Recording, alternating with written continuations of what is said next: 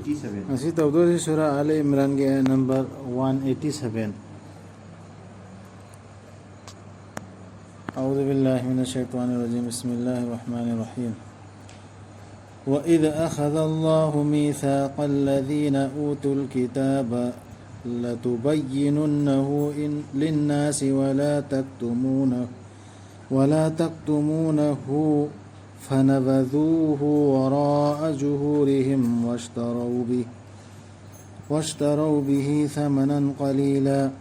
فبئس ما يشترون ليو لو خبدو الله نقرار أما لارك بيك رب سنگدگي أسمنا نكوينا مسي لارك سي ميك سنگهن غدبني مي سنگدا سيگه وسكسي الله لو خبدو ليو أيوة ميك سنگنا هيدي لارك ترى هير إدو ميك سنگنا هيدو كدب سيدني هير إسي دو سنگنا هيدو نكوينا مسي لو سيلو إدبني أدوبو مخوينا هندوكي مدو قراردو مخويگي متونگ لومدا قرآن دونا متونگ لوم تھمخه ندرگا توراتونا زبور دونا ادوگا سندوكي مدو بممل خجكتدا فت خدربني دا من نخوينا ليسين كي بدو قرآن دونا تھانگتن تھمخنا يومجننا ادوگا اتوپا فزائل پارگا تعلیم دوريدو فزائل تنته ميام پاي اتوپسو اتوپا هستري के लारे म्यान पा देना सी क्या फजखलब लारे न पूथरागा अवोई बोयना इस्लाम की लाइक साधना पाइना फिस अदु ममन खजित दनि मोहन ओन थोइ अदु याम फतब थबने दुनिया ददि कानब कैदनुंग दसु खनगनो मखोइना तौखिबा अदुगा अदुदा हराउजबसिंग अमसुंग मखोइना तौसु तौखिदबा अदुगी थागत पिबा पामजबसिंग दु कैदौनंगदसु खनगनो मखोइदु नानथोकलगनि हाइना दंदीदगी मखोइगिदि दंदीनी चाइना लैरबा सिगी कुरान सी अल्लाह ना तवन हर इनत्रो सी कुरान सी आयात सी हाइदु उम्मी सिंगदा सिनी अल्लाह की आयात सी सिनी अदुना हाइदोक्तबा तौबना तोप बयानम तौरे फजाइल दे खंगदे हम दे खंगदे तौरगा अदुगा अमुका मोर साहबनी मुफ्ती नि थागलक तबैसु साउनिंगबा दिनगी कोई ना है सी कुरान दे ने अमल तौर सी कुरान के अमल तो नहीं फिर तौर सी अन हाय दो अदु तौबना तेजना तौदा अदु थागल हनिंगे उलमानी जारो सा और बनिए ना अदु नहीं जाय सी हाइदे चावो मुफ्ती ने तौसु तौदो हाय सी अदु वातुला माने अल्लाह की ने आसमान सिंगे लेबा पुम अमसुंग पृथ्वी से अल्लाह दे पोट खुदिम की मथक्तंग अंबनी तौनिंग बदि तौबा तसेनमक आसमान सिंग अमसुंग पृथ्वी की खुसेमदा अमसुंग अहिंग अमसुंग नुंगथिल सिन नरबिसिदा लैबनी खुदम सिंग बुद्धि लैब सिंग सिखर खन थबा सर तंबा आसमान से करमन सिन करी नो नदर पृथ्वी अहिंग नुंगथिन ओले सिकर महिना नो सिदा साइंस तंबा फिजिक्स तंबा हाई खैदना सिरा खन थरगा नैनाबा साइंस तंबा अदुनि इल्म नॉलेज हर्स अदु बुद्धि लैब सिंगी अदरसु खुदम लैरेबा अल्लाह ना हाइबसि इनगदमी हाइबे अल्लाह ना हाइरे इबत तौनखिब करार सि nga kadami हाइबे खुदम लैरे तसेनम आसमान सिंग अमसुंग पृथ्वी की खुसेमदा अमसुंग अहिंग नुंगथिल सिनरि बसिदा लैबनि खुदम सिंग बुद्धि लैब सिंगी अल्लाह बो निसिंग जरिब सिंग लेपना फमना अमसुंग मखोइगी नाकल सिंगदा चेपना अदुगा खन थजरिबा आसमान सिंग अमसुंग पृथ्वी की खुसेमदा इखोइगी रब मसी पुनमक्सी नंगना सेमखिबा नते मरम लैतना मतिक मंगालनी नंगी अदुना कनबियो इखोइबु मैगी दंदीदगी नंग सोल तो ओगिनी नंग अमल ले हाय से थादरे सबचाना सि तौरु मैम सि पृथ्वी की आत्याजी तौलो concept मैम हम जाग खाली concept मैम से मासी से चांग ना तौलो सि हो होना तो तो लेबा अदु मासी की सिन थांग ना अमल लैतना दे यार अमजी लै आजरा ला आजरा लेबा मिसिंग हाइबे अदु मिसिंग दो अदु खाली मिसिंग दो सिनहा सिंगदा यामना chance Subhana ka fakena azab. Oh kan view. Adu nang le nang hai ba azab si me le mani. Adu azab to mo le ku ko. Ayo ahing da larik pa idna physics tamba kangu class 12 natraga be MA tame banguna ahing da naina dra larik achau bai raga science ki maram da makhoi sing du si Quran ge aya si khangadi henna makhoi da thawai du jaw khan thaga da ahing da ma par khagi ne man kana nei khairi du ado amaka se ki law singi larik si loina ramadi si aya si ma khangna param bo erati henna ma onda budhi do Allah na habakana duaga loina ma larik tu naina ram adu science ki wad adu mai to godab duna somda naina kare sina par khagi ni naina kan hai man de na kan de adu sigi aya si suma ngang do loina chakam na di uje ke ngang saitra te trai ban soi ngang du hen lo sing ha boi tro adu som de khoi tamin na combination am da tam nam ni dana chim phagi ai khoi ge rap ta seng namak nang na changhan bire badu maida chophan birabani nang na mabu aran ba tawba singidi leitabani tengbang bina basing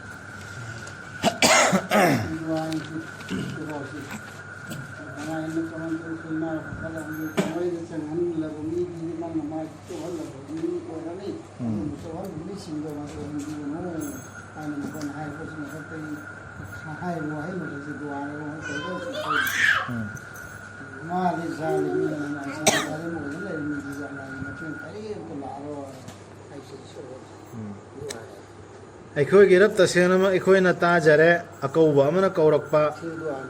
tha jabarom da tha jau na khoi gerap pu aduna ai khoi na tha jare ai khoi gerap kokpi yo ai khoi da ai khoi gi ipap sing muthat pi yo ai khoi da gi ai khoi gi phatta ba thabak sing amasung sihan bi yo ai khoi bu dharma lai ba singal loina na ai khoi gi rap kaurakpa amana kaurakpu da khoi ta jare har se Quran se gi ayat se ni ta ga dawri se point 2 minute am yaura توفنا مع الأبرار سي توفنا سي سيهن بيونا حلمين لون الدنيا برم حلي عادنا متوفي كادنا كرينا حلي ما لما كون فان أين نعم أين تلا كري أنا يام يالي فان لازم يعني ai khoi ge rap pibi yo ai khoi da nang na wada tau bi ki ba du nang ge rasul da aduga chophan di si bagi artha natte hai si kana thai ro isnari ai khoi ge rap pibi yo ai khoi da nang na wada tau bi ki ba du nang ge rasul da aduga chophan bi ga no ai khoi bu hingat han bi ga da ba no mitta ta seng namak nang di wada thugai bi da bani si duang hakdani aduna paukhum bi khi makhoi da makhoi gi rapna kaidung nung da su Allah na manghan bi roi nakhoi gi narak ta gi su jaba kana amat gi thabak pu makhoi na Allah na hairak padu Allah na kaurak pada kaur iba Quran da hair ibdu illa chat pada gi Allah na su paukhum ma im na hare ido ai yare hai de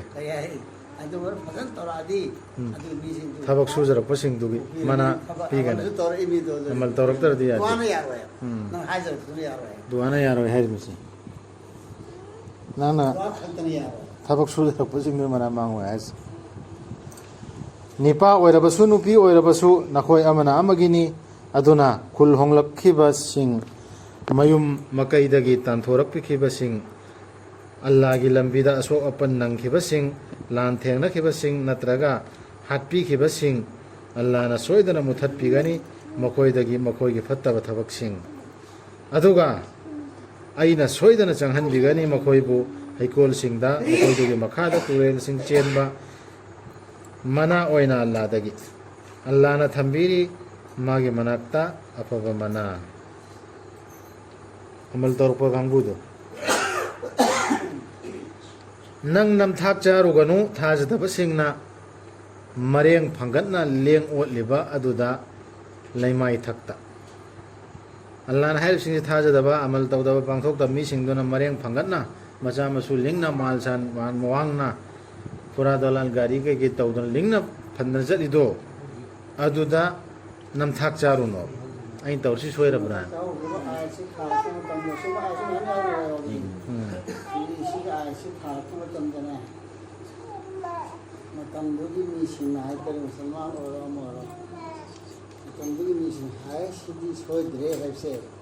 ꯃꯁꯤ ꯑꯜꯂꯥꯍꯒꯤ ꯇꯔꯞꯇꯒꯤ ꯂꯥꯏꯔꯤꯛꯅꯤ ꯃꯣꯏꯅ ꯄꯨꯔꯛꯏꯁꯦ ꯏꯆꯝ ꯅꯠꯇ꯭ꯔꯦ ꯑꯜꯂꯥꯍꯅ ꯍꯥꯏꯔꯤꯕꯁꯦ ꯁꯣꯏꯗꯅ ꯈꯪꯒꯗꯕ ꯌꯥꯗꯒꯤ ꯂꯧꯕ ꯃꯈꯣꯏꯗꯩ ꯍꯧꯅ ꯂꯩꯈ꯭ꯔꯕ ꯀꯨꯔꯥꯟꯅꯤ ꯍꯥꯏꯔꯤꯗꯅ ꯍꯥꯟꯅ ꯑꯗꯨ ꯑꯣꯏꯔꯛꯇ꯭ꯔꯦ ꯈꯪꯒꯗꯅ ꯁꯨꯃꯥꯏꯅ ꯏꯔꯝꯕ ꯅꯠꯇ꯭ꯔꯥ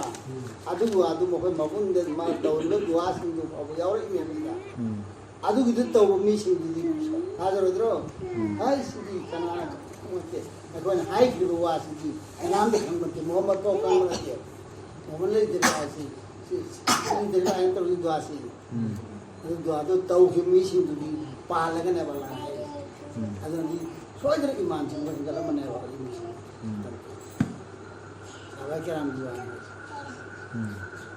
ꯁꯣꯏꯗ꯭ꯔꯦꯁꯨ ꯈꯪꯉꯦ ꯀꯨꯔꯥꯟꯁꯦ ꯑꯁꯦꯡꯕꯅꯦ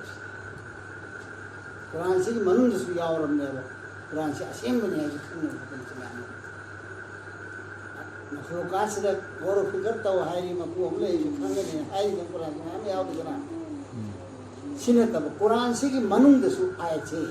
ꯑꯥꯌꯠꯇꯨ ꯍꯥꯏꯔꯛꯄ ꯃꯇꯝꯗ ꯗꯤꯡ ꯂꯥꯎꯅ ꯄꯥꯟꯕ ꯁꯣꯏꯗ꯭ꯔꯦ ꯊꯥꯖꯕ ꯑꯥꯌꯠ ꯑꯗꯨꯝꯕ ꯑꯥꯌꯠꯁꯨ ꯃꯌꯥꯝ ꯌꯥꯎꯋꯤ ꯑꯗꯨꯅ ꯀꯨꯔꯥꯟꯗ ꯈꯟꯇꯧ ꯑꯗꯨꯅꯅꯦ ꯑꯜꯂꯥꯍꯅ ꯅꯪꯅ ꯇꯧꯕ ꯊꯕꯛꯁꯤꯁꯨ ꯌꯥꯎꯔꯛꯀꯅꯤ ꯑꯗꯨꯅꯅꯦ ꯑꯜꯂꯥꯍꯅ ꯅꯪꯗꯤ ꯄꯥꯎ ꯌꯧꯍꯟꯕꯇꯅꯦꯅꯁꯨ ꯍꯥꯏꯔꯤꯗꯨ ꯃꯤꯗꯨꯅꯅꯦ ꯄꯥꯎꯗꯨ ꯇꯥꯕ ꯀꯥꯟꯗ ꯀꯅꯥꯝ ꯈꯪꯗꯕ ꯅꯁꯥꯅ ꯇꯧꯕ ꯊꯕꯛꯇꯣ ꯑꯗꯨꯒꯤ ꯄꯥꯎ ꯌꯥꯎꯔꯛꯄ ꯌꯥꯏ ꯍꯥꯏꯔꯤꯕ ꯁꯦꯟꯇꯦꯟꯁꯇꯨ ꯖꯨꯝꯂꯥꯗꯣ ꯑꯥꯌꯠꯇꯣ ꯑꯗꯨꯗ ꯅꯉꯣꯟꯗ ꯇꯞꯅ ꯄꯥꯟ ꯌꯥꯎꯗ꯭ꯔꯣ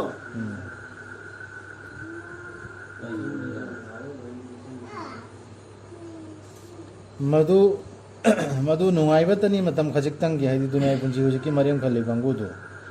ꯃꯗꯨꯒꯤ ꯇꯨꯡꯗ ꯃꯈꯣꯏꯒꯤ ꯆꯪꯖꯐꯝꯗꯤ ꯖꯍꯟꯅꯝꯗꯅꯤ ꯐꯠꯈꯤꯗ꯭ꯔꯕꯅꯤꯗ ꯃꯗꯨꯒꯤ ꯌꯥꯊꯥꯐꯝꯗꯨ ꯇꯧꯏꯒꯨꯝꯕꯁꯨꯡ ꯃꯈꯣꯏꯒꯤ ꯔꯕꯄꯨ ꯀꯤꯖꯕꯁꯤꯡꯒꯤꯗꯤ ꯃꯈꯣꯏꯒꯤꯗꯤ ꯍꯩꯀꯣꯜꯁꯤꯡꯅꯤ ꯂꯥꯛꯑꯝꯃ ꯃꯥꯅ ꯐꯨꯔꯥ ꯗꯣꯂꯥꯜ ꯁꯥꯜꯂꯝꯕꯁꯨ ꯏꯅꯥꯛ ꯈꯨꯜꯂꯝꯕꯁꯨ ꯃꯈꯣꯏꯒꯤ ꯔꯕꯄꯨ ꯀꯤꯖꯅ ꯆꯠꯂꯝꯕ ꯃꯤꯗꯨꯒꯤꯗꯤ ꯃꯈꯣꯏꯒꯤꯗꯤ ꯍꯩꯀꯣꯜꯁꯤꯡꯅꯤ ꯃꯈꯣꯏꯗꯨꯒꯤ ꯃꯈꯥꯗ ꯇꯨꯔꯦꯜꯁꯤꯡ ꯆꯦꯟꯕ ꯃꯈꯣꯏꯅ ꯃꯇꯝ ꯆꯨꯞꯄ ꯂꯩꯖꯔꯒꯗꯕ ꯃꯗꯨꯗ ꯈꯨꯗꯣꯜ ꯑꯣꯏꯅ ꯑꯜꯂꯥꯗꯒꯤ ꯈꯨꯗꯣꯜ ꯑꯣꯏꯅ ꯄꯤꯔꯤꯕ ꯅꯪ ꯇꯧꯔꯤꯕ ꯑꯃꯜꯗꯨꯅ ꯄꯤꯕ ꯅꯠꯇꯦ ꯈꯨꯗꯣꯜ ꯑꯣꯏꯅ ꯄꯤꯔꯤꯕ ꯃꯥꯗꯤ ꯑꯜꯂꯥꯍꯅ ꯍꯥꯏꯕ ꯏꯟꯈ꯭ꯔꯤꯝꯃꯤꯗꯅ ꯑꯗꯨꯒꯤ ꯈꯨꯗꯣꯜ ꯑꯣꯏꯅ ꯄꯤꯗꯣꯏꯅꯤ ꯑꯃꯜꯂꯣꯟꯁꯨ ꯑꯜꯂꯥꯍꯅ ꯃꯐꯝꯗ ꯍꯥꯏꯔꯤꯗꯅ ꯑꯗꯨ ꯄꯦꯟꯗꯅ ꯄꯁꯨ ꯅꯪ ꯇꯧꯔꯛꯄꯗꯨꯅꯤ ꯍꯥꯏꯗ꯭ꯔꯦ ꯅꯪ ꯇꯧꯔꯛꯄ ꯃꯌꯥꯝꯗꯨ ꯈꯜꯂꯨꯅꯨ ꯈꯨꯗꯣꯜ ꯑꯣꯏꯅ ꯑꯜꯂꯥꯍꯒꯤ ꯃꯅꯥꯛꯇ ꯂꯩꯔꯤꯕꯗꯨꯅꯗꯤ ꯍꯦꯟꯅ ꯐꯕꯅꯤ ꯙꯔꯃ ꯂꯩꯕꯁꯤꯡꯒꯤꯗꯤ ꯑꯗꯨꯕꯨ ꯃꯥꯅ ꯏꯅꯥꯛ ꯈꯨꯟꯕ ꯃꯤꯗꯨꯅ ꯆꯥꯎꯅ ꯆꯥꯎꯅ ꯈꯔꯆ ꯇꯧꯔꯤꯕ ꯆꯥꯎꯅ ꯂꯤꯡꯅ ꯃꯥꯒꯤ ꯈꯔꯆꯥ ꯇꯧꯖꯔꯤꯗꯅ ꯅꯤꯡꯕ ꯊꯨꯡꯅ ꯑꯩꯅ ꯈꯟꯊꯕ ꯄꯣꯏꯟꯅꯤꯀꯣ ꯁꯤ ꯑꯗꯨꯗꯒꯤꯗꯤ ꯑꯜꯂꯥꯍꯒꯤ ꯃꯅꯥꯛꯇ ꯂꯩꯔꯤꯕ ꯅꯤꯌꯥꯃꯁꯤꯡ ꯃꯅꯥꯗꯣ ꯑꯗꯨꯅꯗꯤ ꯍꯦꯟꯅ ꯐꯩ ꯆꯥꯎꯋꯦ ꯇꯁꯦꯡꯅꯃꯛ ꯂꯥꯏꯔꯤꯛ ꯐꯪꯈ꯭ꯔꯕꯁꯤꯡꯒꯤ ꯃꯅꯨꯡꯗ ꯌꯥꯎꯔꯤ ꯑꯜꯂꯥꯍꯕꯨ ꯊꯥꯖꯕꯁꯤꯡ ꯅꯈꯣꯏꯗ ꯊꯥꯗꯈꯤꯕ ꯑꯗꯨꯗ ꯊꯥꯖꯕꯁꯤꯡ ꯑꯍꯂꯦ ꯀꯤꯇꯥꯕꯁꯤꯡ ꯍꯥꯟꯅꯒꯤ ꯍꯧꯈ꯭ꯔꯕ ꯑꯍꯂꯦ ꯀꯤꯇꯥꯕꯁꯤꯡꯗꯅꯤ ꯍꯥꯏꯔꯤꯁꯤ ꯏꯁꯥꯏꯗ ꯌꯍꯨꯗꯤꯗ ꯌꯥꯎꯔꯤꯑꯕ ꯍꯧꯖꯤꯛꯀꯤ ꯀꯨꯔꯥꯟꯁꯤꯗꯁꯨ ꯊꯥꯖꯕ ꯑꯜꯂꯥꯍꯗ ꯏꯃꯥꯟ ꯄꯨꯔꯛꯄ ꯍꯥꯏꯔꯤꯁꯤ ꯑꯃꯗꯤ ꯃꯈꯣꯏꯗ ꯊꯥꯗꯈꯤꯕ ꯑꯗꯨꯗꯁꯨ ꯊꯥꯖꯕꯁꯤꯡ ꯑꯗꯨꯒ ꯑꯜꯂꯥꯍꯗ ꯅꯣꯂꯨꯛꯆꯕꯁꯤꯡ ꯁꯤꯟꯅꯗꯣꯛꯇꯦ ꯃꯈꯣꯏꯅ ꯑꯜꯂꯥꯍꯒꯤ ꯑꯌꯥꯠꯁꯤꯡꯕꯨ ꯃꯃꯜ ꯈꯖꯤꯛꯇꯪꯒ ꯃꯈꯣꯏꯗꯨꯒꯤ ꯃꯅꯥ ꯂꯩꯔꯦ ꯃꯈꯣꯏꯒꯤ ꯔꯕꯀꯤ ꯃꯅꯥꯛꯇ ꯇꯁꯦꯡꯅꯃꯛ ꯑꯜꯂꯥꯍꯗꯤ ꯌꯥꯡꯕꯅꯤ ꯍꯤꯁꯥꯕ ꯇꯧꯕꯗ ꯁꯤꯒꯤ ꯑꯌꯥꯠꯁꯤꯡꯁꯤ ꯆꯦꯛꯁꯤꯟꯒꯗꯕ ꯑꯌꯥꯠꯅꯤ ꯑꯩꯈꯣꯏꯅ ꯏꯁꯂꯥꯝꯁꯤ ꯔꯁꯨꯜ ꯁꯜꯂꯝꯒꯤ ꯆꯍꯤ ꯈꯔ ꯂꯤꯁꯤꯡ ꯁꯤꯗꯩ ꯂꯧꯔꯒ ꯋꯥꯈꯜꯗ ꯊꯝꯗ꯭ꯔꯣꯗ꯭ꯔꯦ ꯍꯧꯔꯛꯏꯃꯦ ꯃꯑꯣꯡꯗ ꯀꯨꯔꯥꯟꯁꯤꯅ ꯀꯔꯤꯝꯇ ꯈꯥꯏꯗꯣꯛꯄ ꯊꯝꯗꯦꯕ ꯍꯥꯟꯅꯒꯤ ꯂꯥꯏꯔꯤꯛꯁꯤꯡꯗꯣ ꯍꯥꯟꯅꯒꯤ ꯑꯍꯂꯦ ꯀꯤꯇꯥꯕꯀꯤ ꯃꯤꯁꯤꯡꯁꯨ ꯍꯥꯟꯅꯗꯒꯤ ꯏꯁꯂꯥꯝꯁꯤ ꯕꯕꯥ ꯑꯗꯝ ꯍꯥꯛꯇꯛꯇꯒꯤ ꯆꯠꯂꯛꯏꯕ ꯂꯣ ꯑꯃꯅꯦꯕ ꯀꯔꯤꯒꯨꯝꯕ ꯈꯦꯠꯅꯕ ꯊꯝꯗꯦ ꯔꯁꯨꯜꯁꯤꯡꯒꯤ ꯃꯔꯛꯇ ꯑꯗꯨꯗꯒꯤ ꯂꯣꯁꯤ ꯁꯦꯝꯃꯛꯏꯕ ꯑꯜꯂꯥꯍ ꯈꯛꯇ ꯂꯥꯠꯄꯒꯤ ꯂꯣꯁꯦ ꯈꯦꯠꯅꯕ ꯑꯝꯇ ꯂꯩꯇꯦ ꯑꯗꯨꯒꯤ ꯂꯣꯗꯨꯒꯤ ꯃꯅꯨꯡꯗ ꯑꯃ ꯁꯤꯁꯨ ꯑꯌꯥꯠꯁꯤꯁꯨ ꯑꯩꯈꯣꯏꯅ ꯃꯌꯥꯝ ꯈꯥꯏꯗꯣꯛꯇꯅ 1900ꯒꯤ ꯃꯃꯥꯡꯗꯒꯤ ꯊꯥꯔꯛꯈꯤꯕ ꯏꯁꯂꯥꯝꯁꯤꯅꯤ ꯃꯄꯨꯡ ꯐꯥꯈ꯭ꯔꯕꯅꯤ ꯍꯥꯟꯅ ꯁꯨꯃꯥꯏꯅ ꯂꯃꯥꯡꯅꯗ ꯂꯩꯔꯝꯕꯅꯤ ꯍꯣꯏꯅ ꯔꯁꯨꯜ ꯂꯥꯛꯇ꯭ꯔꯤꯉꯩ ꯃꯃꯥꯡꯗ ꯂꯥꯏꯔꯤꯛ ꯊꯥꯗꯣꯛꯎꯔꯦ ꯑꯜꯂꯥꯍꯒꯤ ꯑꯌꯥꯠ ꯊꯥꯗꯣꯛꯇꯅ ꯂꯃꯥꯡ ꯑꯗꯨꯏꯁꯨ ꯏꯁꯂꯥꯝꯁꯤꯗꯤ ꯑꯗꯨꯒꯤ ꯃꯃꯥꯡ ꯀꯌꯥꯗꯒꯤ ꯔꯁꯨꯜꯗꯁꯨ ꯃꯤꯜꯂꯠ ꯍꯥꯟꯅꯒꯤ ꯐꯣꯔꯃꯨꯂꯥꯗꯨ ꯃꯤꯜꯂꯠꯇꯨ ꯆꯠꯅꯕ ꯁꯤꯟꯅꯔꯛꯏ ꯏꯕ꯭ꯔꯥꯍꯤꯝꯅ ꯆꯠꯂꯝꯕ ꯃꯤꯜꯂꯠ ꯔꯁꯨꯜꯒꯤꯗ ꯑꯅꯧꯕ ꯑꯃ ꯍꯧꯔꯛꯄ ꯅꯠꯇꯦ ꯑꯣ ꯊꯥꯖꯕꯁꯤꯡ ꯑꯥꯏꯟ in kallu han me in kallu khangu leng dana layu aduga Allah bu kiyu na khoina mangal oijanaba leng ha ain kan ba har ain kallu haidu haidi sigi larik se sigi lo Allah ki kitab se sida khangu leng dana layo hek leng ora di khong kham je tra bera sen kadol sadakallahu